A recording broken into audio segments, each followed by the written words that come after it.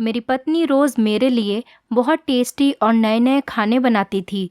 रात को जब मैं ऑफिस से आता तो मेरी पत्नी खाने की टेबल पर नया सूट पहने मेरा इंतज़ार कर रही होती। मेरी पत्नी इतनी खूबसूरत थी कि उसे देखते ही मेरे दिन भर की सारी थकान उतर जाती। मैं जल्दी से फ्रेश होकर अपनी पत्नी के साथ बैठकर रात का खाना खाता, मगर मुझे हैरत तब होती जब मेरी पत्नी मेरे साथ तो बैठी रहती मगर खाना नहीं खाती। जब मैं उसे खाना खाने का कहता तो वो मुझसे कहती कि मैंने अपने लिए पिज़्ज़ा ऑर्डर किया है, कुछ ही देर में डिलीवरी बॉय आकर दे जाएगा, मैं वही खाऊंगी। खाना खाने के बाद ही मुझे फ़ौरन से नींद आ जाती। मेरे सोने के बाद ही वो डिलीवरी बॉय मेरी पत्नी को पिज़्ज़ा देने आता था।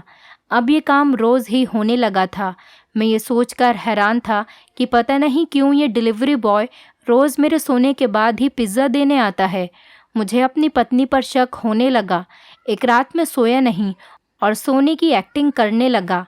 जैसे ही वो डिलीवरी बॉय ऑर्डर देने के लिए आया तो मेरी पत्नी उसे हमारे कमरे में ले आई। वो दोनों एक ही सोफ़े पर बैठ गए थे। उसके बाद मेरी आंखों ने जो मंजर देखा वो इतना शर्मनाक था कि किसी को बताने के लायक नहीं था। मेरी बंद आंखों से ही आंसू बह रहे थे। ये देखकर तो मेरे पैरों तले से ज़मीन निकल गई जब मेरी पत्नी ने उसका हाथ पकड़ा और फिर मुझे अपनी आंखों पर यकीन नहीं आ रहा था कि मैं ये क्या देख रहा हूँ। मेरी पत्नी रात के समय हमारे ही कमरे में मेरी मौजूदगी में ये क्या कर रही थी। मेरा पूरा शरीर ठंडा पड़ गया। ऐसा लग रहा था जैसे किसी ने मेरे शरीर से जान निकाल दी हो। लेकिन मैं अभी चुपचाप उन्हें आंखें बंद करके देखता रहा और वहीं लेटा रहा। लेकिन कभी कभी आंखों का देखा और कानों का सुनना सच नहीं होता, बल्कि सच तो वो होता है जो आप कभी सोच भी नहीं सकते। मेरे साथ भी ऐसा ही कुछ हुआ। मैं नहीं जानता था कि मेरे पीठ पीछे मेरी पत्नी ये खेल कब से खेल रही है। मेरी पत्नी मुझे कब से धोखा दे रही है, लेकिन मैं अपनी पत्नी की आखिरी हद देखना चाहता था। मेरी पत्नी मुझे सोता हुआ समझकर मेरी मौजूदगी में किसी गैर लड़के के साथ बैठी हुई थी। वो दोनों मेरे सामने सोफे पर एक साथ बैठे थे और जो कर रहे थे ये सब देखकर मैंने शर्म से अपनी आंखें बंद कर ली थीं। मैं किस कदर अपनी पत्नी शिल्पा पर भरोसा करता था, मगर उसने बदले में मेरे साथ क्या किया। मेरी पूरी रात अंगारों पर लेटकर ही गुजरी थी। वो लड़का कुछ समय मेरी पत्नी के साथ बिताकर वापस चला गया, लेकिन जाते जाते मेरे जीवन का सुकून भी अपने साथ ले गया। मैं पूरी सच्चाई जानने के बाद ही अपनी पत्नी को रंगे हाथों पकड़ना चाहता था। उसने मेरी पीठ पर छुरा क्यों भोंका था? दुनिया वाले उसे बहुत अच्छा और शरीफ समझते थे, इसीलिए उसे गलत साबित करने के लिए मेरे पास किसी सबूत का होना ज़रूरी था। उस समय मैंने उसे एहसास नहीं होने दिया कि मैं उसकी सच्चाई जान चुका हूँ। इसलिए मैंने उसके सामने सोने की ही एक्टिंग की और रोज़ाना की तरह सुबह में ही उठा। लेकिन आज की सुबह मेरे लिए बहुत अलग थी, क्योंकि अब कुछ भी मेरी ज़िंदगी में पहले जैसा नहीं रहा था। मेरी जान से प्यारी पत्नी शिल्पा, जिसका चेहरा देखकर मेरी सुबह खुशगवार हो जाती थी, आज उसे देखकर मुझे घिन सी आ रही थी। आज जब वो मेरे करीब आई, मैंने उसे खुद से दूर कर दिया। मैं नहाने के लिए बाथरूम में चला गया। कल रात मुझ पर जो कयामत टूटी थी, उसकी वजह से अब हमारा रिश्ता पहले जैसा कभी भी नहीं हो सकता था। मैं नहाकर जब बाहर निकला तो शिल्पा मेरे इंतज़ार में बैठी थी। मुझे देखकर कहने लगी कि आज ऑफिस से जल्दी आ जाइएगा, हम घूमने के लिए बाहर चलेंगे। लेकिन आज मैंने उससे साफ साफ कह दिया कि मेरा कहीं जाने का कोई इरादा नहीं है। मेरा दिल तो चाह रहा था कि मैं उससे पूछूं, आखिर उसने मेरे साथ इतना बड़ा धोखा क्यों किया। लेकिन मैं जल्दबाजी में कोई भी ऐसा काम नहीं करना चाहता था जिससे कुछ गलत हो जाए। इसीलिए मैंने उसके चेहरे की तरफ नहीं देखा, क्योंकि आज वो मुझे बहुत बुरी लग रही थी। मेरा बदला हुआ रूप देखकर उसे कुछ समझ नहीं आया, क्योंकि कल रात तक हम दोनों के बीच में सब कुछ ठीक ठाक था। इसलिए वो जान न सकी कि मेरा बर्ताव अचानक क्यों बदल गया। वो ये बात नहीं जानती थी कि कल रात को मैं सोया नहीं था, बल्कि जाग रहा था। हम अक्सर ही बाहर घूमने जाया करते थे। जब भी वो कोई फरमाइश करती, मैं फ़ौरन पूरी कर देता था। लेकिन कल रात के बाद सब कुछ बदल गया था। मैंने उससे कहा कि मुझे देर हो रही है, ऑफिस के लिए निकलना है। मैं बहुत ही रूखे अंदाज में उससे बाय कहकर घर से निकल गया, वरना आज से पहले मैं ऑफिस जाने से पहले उससे बहुत सारी बातें करता था। लेकिन आज मेरा दिल नहीं चाह रहा था। रात वाला नज़ारा अभी भी मेरी आंखों के सामने घूम रहा था और मैं सोच रहा था कि मेरी मोहब्बत में आखिर ऐसी कौन सी कमी रह गई थी जो शिल्पा इस हद तक गिर गई कि उसे हमारे रिश्ते का भी ख्याल नहीं रहा। मैं बहुत ही गुस्से में बहुत तेज़ गाड़ी चलाता हुआ ऑफिस पहुंचा। ऑफिस पहुंचने के बाद भी मेरे दिमाग से रात वाली बात निकल ही नहीं रही थी। मैंने अपने असिस्टेंट को कह दिया कि आज की सारी मीटिंग कैंसिल कर दो, मेरी तबीयत ठीक नहीं है। अब मैं यही सोच रहा था कि मुझे आगे क्या करना है, किस तरीके से सबके सामने सच लाना है, क्योंकि मेरी माँ मेरी पत्नी से बहुत मोहब्बत करती थी, इसलिए वो मेरी इस बात पर कभी भी भरोसा नहीं करती। मैं अजीब उलझन में फंस गया था। मुझे किसी भी तरीके से अपनी माँ के सामने अपनी पत्नी के मुंह से सारा सच उगलवाना था। मेरी पत्नी शिल्पा मेरी माँ की पसंद से ही मेरे जीवन में आई थी। वो उनकी किसी दोस्त की बेटी थी और उन्हें जान से भी ज़्यादा प्यारी थी। शादी के बाद तो मैं भी शिल्पा से मोहब्बत करने लगा था, लेकिन अब मुझे ये पता चला था कि मोहब्बत सिर्फ एक तरफ़ा है। शिल्पा का मुझसे मोहब्बत करना, मेरा ख्याल रखना, मेरे आगे पीछे घूमना, वो सिर्फ एक धोखा था और फ़रेब था। अब जाकर मुझे ये बात समझ आ गई थी। मेरा नाम अमर है। जब मैं 25 साल का नौजवान था, तब एक दिन अचानक ही मेरी माँ मेरे कमरे में आई और कहने लगी, बेटा, अगर तुम मुझसे मोहब्बत करते हो तो बिना कोई सवाल किए मेरे एक फ़ैसले पर अपना सर झुका देना। मैं अपनी माँ से बहुत ज़्यादा मोहब्बत करता था, क्योंकि मेरे पिता के देहांत के बाद मेरी माँ ने बहुत मेहनत से मुझे पाल पोस कर बड़ा किया था। मेरे लिए वो मेरे पिता भी थीं और मेरी माँ भी। मैं अपनी माँ के किसी भी फैसले के खिलाफ जाने का सोच भी नहीं सकता था। इसलिए मैंने अपनी माँ से कहा कि मुझे आपका हर फैसला मंजूर है। माँ कहने लगी कि उन्होंने मेरा रिश्ता तय कर दिया है और 1 हफ्ते बाद ही मेरी शादी है। माँ की बात सुनकर मुझे धक्का लगा। मैं कुछ देर खामोश खड़ा रहा और सोचने लगा कि इतनी जल्दी माँ को लड़की कहाँ से मिल गई और उन्होंने मुझे बिना बताए ही मेरा रिश्ता तय कर दिया। मेरी और मेरी माँ की ज़िंदगी में एक दूसरे के अलावा और कोई नहीं था। लेकिन फिर माँ ने मुझे खुद ही बताया कि उनकी दोस्त की बेटी है, बहुत ही अच्छी लड़की है। आज तक मैंने अपनी माँ की किसी भी दोस्त के बारे में नहीं सुना था। आज अचानक ही माँ मुझे अपने बचपन की दोस्त की बातें बताने लगी। मेरे लिए ये सब कुछ बहुत अजीब था। माँ की ये दोस्त उनके पुराने समय की साथी थी। आज बहुत ज़माने के बाद माँ की उससे मुलाकात हुई थी। मुझे एक बात समझ में नहीं आ रही थी कि इतने ज़माने के बाद माँ को उनके दोस्त मिली और माँ ने उनकी बेटी से मेरा रिश्ता तय कर दिया। मैंने अपनी माँ से कहा कि शादी के लिए कुछ समय ले लेते हैं, लेकिन माँ ने मेरी बात नहीं सुनी। मुझ पर शादी के लिए इतना ज़ोर दिया कि मैंने शिल्पा को बिना देखे ही शादी के लिए हाँ कर दी और फिर हमारी शादी हो गई। वो मेरी दुल्हन बनकर मेरे घर पर आ गई। शादी की रात जब मैंने उसे पहली बार देखा तो वो बहुत ज़्यादा खूबसूरत भी नहीं थी। मुझे उसमें कोई भी ऐसी ख़ास बात नहीं दिखाई दी कि माँ ने उसे इतनी जल्दी मेरे जीवन में शामिल कर दिया। माँ की दोस्त बहुत ज़्यादा बीमार थीं, इसीलिए वो चाहती थी कि उसकी ज़िंदगी में ही उसकी बेटी की शादी हो जाए। माँ ने अपनी दोस्त की आखिरी ख्वाहिश पूरी करने के लिए मेरी और शिल्पा की शादी करवा दी, लेकिन शायद उनकी जल्दी की असल वजह कुछ और ही थी, जिस वजह से ही 1 हफ्ते के अंदर अंदर ही उसकी माँ ने उसकी शादी मेरे साथ करवा तो दी थी। वो वजह मुझे अब समझ आ रही थी।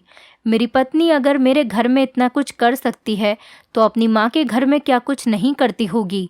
वहाँ तो वैसे भी वो अकेली थी। शिल्पा के घर में सिर्फ उसकी बीमार माँ ही थी, वो भी मेरी तरह इकलौती थी।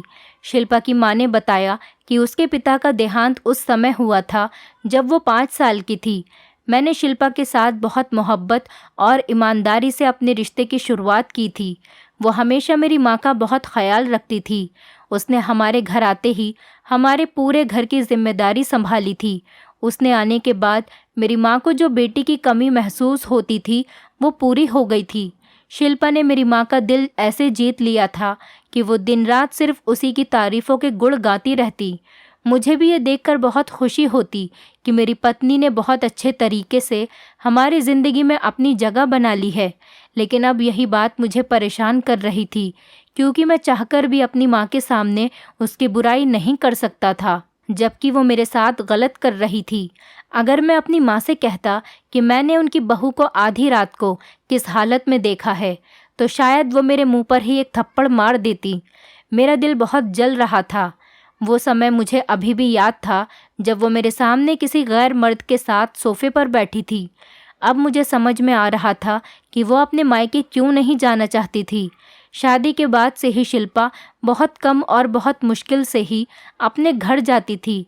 उसकी माँ बार बार फ़ोन करके मुझसे कहती कि उन्हें अपनी बेटी की याद आ रही है, उसे मुझसे मिलाने के लिए ले आओ। लेकिन मैं जब भी शिल्पा से कहता कि अपनी माँ से मिलने चलो, तो वो हमेशा मना कर देती। उसके पास कोई ना कोई बहाना होता। कभी कभी मैं सोचता कि कोई बेटी अपनी माँ से मिलने के लिए कैसे मना कर सकती है। बेटियां तो शादी के बाद अपने माँ बाप से मिलने के बहाने ढूंढती हैं, लेकिन शिल्पा हमेशा किसी न किसी बात का बहाना बनाकर कह देती कि मैं बाद में चली जाऊंगी, और इस बात को ऐसे ही हफ्ता गुजर जाता। जब उसकी माँ बहुत ज़्यादा फ़ोन कर करके मुझसे कहती, तो मैं ज़बरदस्ती शिल्पा को लेकर चला जाता। वो थोड़ी ही देर में अपनी माँ से मिलकर वापसी की ज़िद करने लगती। अपनी माँ के घर उनके पास रहने का तो वो नाम ही नहीं लेती थी, लेकिन उस समय मैं सोचता था कि शायद उसे अपने ससुराल की जिम्मेदारियों का ख्याल है, इसीलिए वो अपनी माँ से मिलने कम जाती है। लेकिन असल वजह मुझे अब समझ आई थी कि मेरे घर में उसकी अय्याशी आसानी से पूरी हो रही थी। मैंने शिल्पा को बहुत ज़्यादा मोहब्बत दी थी, अपना पूरा घर उसके हवाले कर दिया था, आंखें बंद करके उस पर विश्वास करता था, लेकिन उसने मेरे इसी भरोसे को बुरी तरह से तोड़कर रख दिया था। अब मैं चाहता था कि वो खुद अपने मुंह से अपने कारनामे बताए, ताकि मैं उसे अपनी ज़िंदगी से हमेशा के लिए निकाल दूं। आज मैं सारा दिन ऑफिस में यही सब कुछ सोचता रहा। शाम को जब ऑफिस से घर वापस आया, तो मेरे दिल में शिल्पा के लिए सिर्फ और सिर्फ नफरत ही थी। शिल्पा मेरी माँ के कमरे में बैठी उनका सर दबा रही थी। माँ मुझे देखकर मुझसे कहने लगी कि आजा तू भी यहीं पर मेरे पास बैठ जा। तेरी पत्नी सारा दिन मेरी खिदमत में लगी रहती है। एक तू है जो तुझे अपने कामों से फुर्सत ही नहीं मिलती, और 2 घड़ी मेरे पास आकर नहीं बैठता। मेरी माँ मेरी पत्नी को बहुत प्यार से देख रही थी और उसे दुआएं दे रही थी।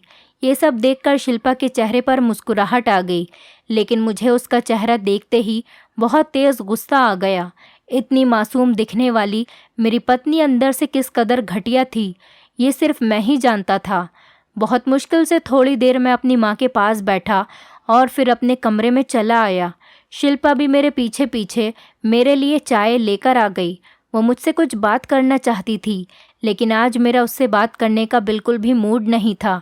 वह मुझसे बातें करने लगी, लेकिन मैं आंखें बंद करके लेट गया, जैसे मुझे नींद आ गई हो। वो मेरे सर पर हाथ रखकर देखने लगी कि मेरी तबीयत ठीक है या नहीं।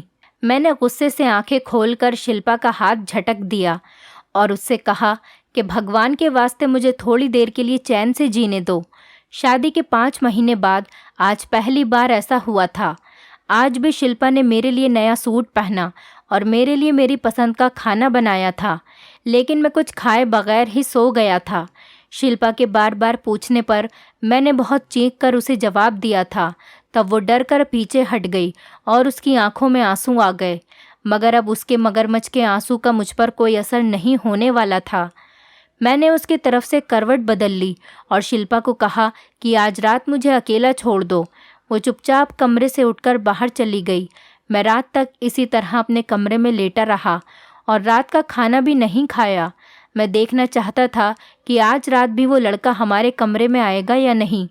मुझे हमेशा से ही नींद की गोली खाकर सोने की आदत थी। मुझे बिना नींद की गोली खाए नींद नहीं आती थी।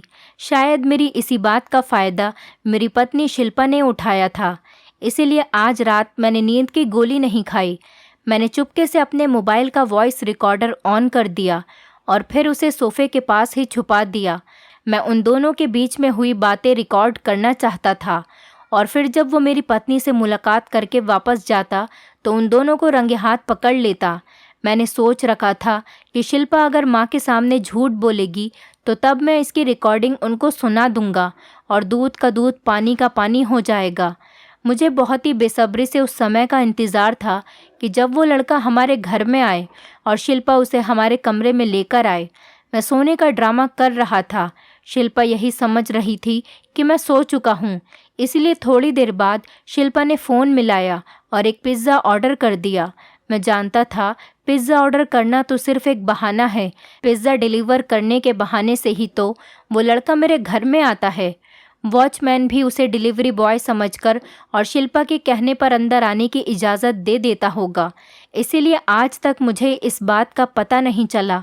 रात के तकरीबन 12 बजे शिल्पा ने हमारे कमरे का दरवाज़ा खोला और उस लड़के का हाथ पकड़कर उसे कमरे के अंदर ले आई। मेरा दिल चाह रहा था कि मैं उसी समय उस लड़के का मुंह तोड़ दूं। बहुत ही मुश्किल से मैंने अपने आप पर काबू किया था। मैं अपने गुस्से को काबू कर अपनी जगह पर लेटा रहा। इस लड़के ने मेरी पत्नी शिल्पा का हाथ पकड़कर उसे खींचकर सोफे पर बैठा लिया और फिर ऐसी हरकतें शुरू कर दी कि मेरे तन बदन में आग लग गई। वो हल्के हल्के शिल्पा से कुछ कह रहा था जो मुझे सुनाई नहीं दे रहा था, मगर मेरा फ़ोन वहीं रिकॉर्डिंग पर लगा हुआ था। मैं जानता था कि इन दोनों की आवाज़ें मेरे फ़ोन में ज़रूर रिकॉर्ड हो गई होंगी। वो दोनों भावनाओं में बह रहे थे। काफ़ी देर तक मेरी पत्नी के साथ बातें कर रहा था। मेरी पत्नी ने उसका माथा चूमा तो मुझे यकीन हो गया कि मेरी पत्नी एक बहुत ही ज़्यादा चरित्रहीन और गिरी हुई औरत है, जिसने अपनी माँ के कहने पर मुझसे शादी तो कर ली, लेकिन उसका दिल अब भी अपने पुराने आशिक में ही अटका हुआ है। और शायद यही वो वजह थी कि शिल्पा अपनी माँ को देखना भी नहीं चाहती, कि वरना कोई भी बेटी अपने माँ बाप से मिलना क्यों नहीं चाहेगी। मैंने सारी कड़ियाँ खुद ही जोड़ ली थीं। थोड़ी ही देर के बाद शिल्पा ने बहुत से पैसे इस लड़के के हाथ में रख दिए। वो लड़का जाने के लिए खड़ा हो गया। यही सही मौका था जब मैं उन दोनों को रंगे हाथ पकड़ सकता था और इन दोनों से अपना हिसाब किताब कर सकता था। मैं फ़ौरन ही अपने बिस्तर से उठा और इस लड़के को गर्दन से पकड़ लिया। शिल्पा सोच भी नहीं सकती थी कि आज मैंने दवाई नहीं खाई थी, बल्कि मैं जाग रहा हूँ। मुझे देखकर उसके होश उड़ गए और वो लड़का पूरी तरह से घबरा गया। शिल्पा हाथ जोड़कर कहने लगी कि प्लीज़ इसे छोड़ दो, ये लड़का पिज़्ज़ा देने के लिए आया था और मैं उसे पैसे देने के लिए कमरे में लाई थी। मैंने एक थप्पड़ शिल्पा के चेहरे पर मारा और उससे कहा कि तुम तो अपना मुंह बंद ही रखो। तुम्हारी सच्चाई तो मैं कल रात ही जान गया था, लेकिन मेरे माँ के सामने जो भोलेपन का नाटक तुम करती हो, मैं उसे पूरी तरह उतारना चाहता था। तुम कितनी धोखेबाज और मक्कार लड़की हो। मेरे और मेरी माँ की मोहब्बत का तुमने ये सिला दिया कि हमारे ही घर में, हमारी ही छत के नीचे तुमने हमारी इज्जत को खाक में मिला दिया। मेरी बात सुनकर शिल्पा बहुत ज़्यादा रोने लगी। वो कहने लगी कि एक दफ़ा मेरी बात सुन लीजिए, फिर जो चाहें आप फैसला करें। मैंने एक ज़ोरदार थप्पड़ उस लड़के के चेहरे पर मारा। जो कुछ मैंने अपनी आंखों से देखा था, उसके बाद तो कुछ भी सुनने समझने की गुंजाइश ही बाकी नहीं रही थी। एक डिलीवरी बॉय आधी रात को मेरे कमरे में क्या करने के लिए आया था, ये बात समझना कोई बड़ी मुश्किल बात नहीं थी। मेरे कमरे में शोर सुनकर मेरी माँ भी मेरे कमरे में आ गई। कमरे का मंजर देखकर वो परेशान हो गईं। मैंने माँ को चीख कर बताया कि उनकी प्यारी बहू किस तरह हमारी इज्जत को मिट्टी में मिला रही है। मेरी बात सुनकर मेरी माँ को सदमा लगा और वो मुझसे कहने लगी कि कुछ तो होश करो, शिल्पा एक इज्जतदार लड़की है। मैंने गुस्से में माँ से कहा कि मैं शिल्पा के बारे में कुछ भी नहीं कहूँगा, बल्कि अब जो कहेगा मेरा फ़ोन रिकॉर्डर कहेगा। मैंने सोफ़े में जो फ़ोन छुपाया था उसे निकाला और उसका रिकॉर्डर ऑन कर दिया, और जो बातें दोनों के बीच में हुई थी वो सुनकर तो मेरे पैरों तले से ज़मीन निकल गई। वो लड़का और शिल्पा मेरे सामने सर झुकाए खड़े थे। मेरी माँ भी मुझसे बहुत ज़्यादा नाराज़ थी। जो कुछ मैंने देखा था और सुना था वो सब कुछ गलत था। सच तो बिल्कुल ही उससे उल्टा था, जिसके सुनने और जानने के बाद मैं अपनी माँ और शिल्पा से नज़रें मिलाने के लायक ही नहीं रहा था। शिल्पा की सिसकियाँ मेरे पूरे कमरे में गूंज रही थीं। मेरी माँ उसको सीने से लगाकर तसल्ली दे रही थी। मेरी माँ कह रही थी कि वो हर हाल में उसके साथ ही रहेगी। माँ ने उस लड़के को भी सोफे पर बिठाया। मैं अपनी जगह पर खड़ा रहा। शिल्पा और उस लड़के के बीच में होने वाली बातों ने मुझे आईना दिखाया, और अब शायद सारी ज़िंदगी मैं अपना चेहरा आईने में नहीं देख सकता था। वो लड़का शिल्पा को अपने गले से लगाए बैठा था। वो लड़का रिकॉर्डिंग में कह रहा था कि दीदी, तुम्हारी दुआओं और मदद की वजह से ही आज मेरा LLB कंप्लीट हो गया है। अब मुझे सिर्फ 1 साल की प्रैक्टिस करनी है। दीदी, अगर तुम मेरा साथ नहीं देती तो शायद मैं कभी भी अपनी ज़िंदगी में आगे नहीं बढ़ पाता। बाबा ने तो हम दोनों को अलग कर दिया था और मुझे अपने साथ ले गए थे, लेकिन तुमने कभी भी मुझे अकेला नहीं छोड़ा। इसी वजह से आज मैं अपनी ज़िंदगी में इतना पढ़ पाया हूँ। शिल्पा उसे मुबारकबाद दे रही थी और उसे अपना भाई कह रही थी। अब मुझे पता चल गया था कि उन दोनों के बीच में भाई बहन का रिश्ता था। कुछ देर बाद जब शिल्पा चुप गई तो वो खुद ही कहने लगी कि मैं और शुभम सगे भाई बहन हैं, लेकिन किस्मत के सितम ने और हमारे माता पिता की गलती ने हम दोनों को अलग कर दिया था। हमारे पिता बहुत ही सख्त मिजाज के थे और छोटी छोटी बातों पर गुस्सा हो जाया करते थे। माँ और बाबा के बीच में हमेशा लड़ाई झगड़े होते रहते थे। फिर एक समय ऐसा आया कि उन दोनों ने अलग होने का फैसला कर लिया और फिर दोनों ने खुद ही बच्चों का भी बंटवारा कर लिया। बाबा शुभम को लेकर अपने साथ चले गए और माँ ने मुझे रख लिया। उन्होंने ये सोचा ही नहीं कि उनका ये फैसला हम दोनों की ज़िंदगियों के ऊपर क्या असर करेगा। हम दोनों भाई बहन बचपन से ही एक दूसरे से बहुत मोहब्बत करते थे और एक दूसरे की जुदाई बर्दाश्त नहीं कर पाते थे, लेकिन अपने माँ बाप के फैसलों की वजह से हम दोनों एक दूसरे से बिछड़ने के लिए मजबूर हो गए। बाबा ने दूसरी शादी कर ली। शुभम को दूसरी माँ मिल गई थी, लेकिन वो उसके साथ बहुत ही बुरा बर्ताव करती थी। माँ ने दूसरी शादी नहीं की थी और वो बीमार हो गई थी, जिस वजह से बहुत ही कम उम्र में मैं अपने घर को संभालने लगी। हम दोनों ने ही दूसरे बच्चों की तरह अपना बचपन अच्छे से नहीं गुजार सके थे, बल्कि हमारा बचपन हमारे माता पिता की वजह से छिन गया था। कई सालों बाद जब मैं 15 साल की हुई, तब एक दिन अचानक शुभम हमारे घर के दरवाजे पर आया और वो अपनी सौतेली माँ से बहुत परेशान हो चुका था। उसने अपने पिता का घर छोड़ दिया था। वो हमारे साथ रहना चाहता था, लेकिन माँ ने मना कर दिया और कहने लगी कि हो सकता है कि ये तेरे बाप की कोई साजिश हो, उसने ही इसे कुछ समझाकर यहाँ भेजा होगा। लेकिन मैंने शुभम का नंबर ले लिया था। शुभम को मजबूरन हॉस्टल में रहना पड़ा।